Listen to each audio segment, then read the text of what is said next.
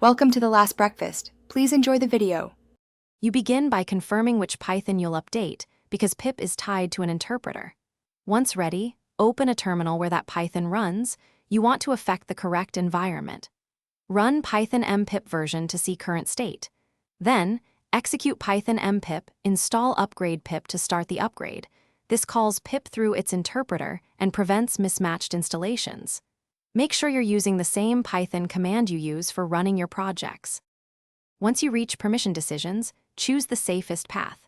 Prefer virtual environments to change pip only for a project, since that avoids system-wide side effects. If you must upgrade a system Python, on Linux or Mac OS, you'll often need sudo. On Windows, run an elevated command prompt or PowerShell.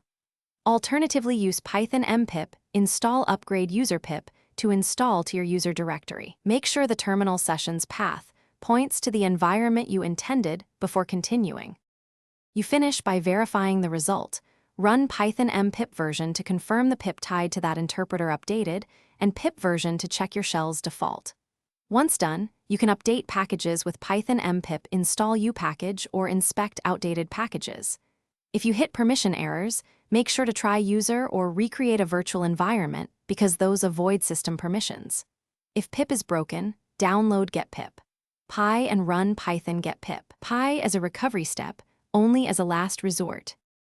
Thanks for watching. If this was helpful, leave a like and consider subscribing. See you next time.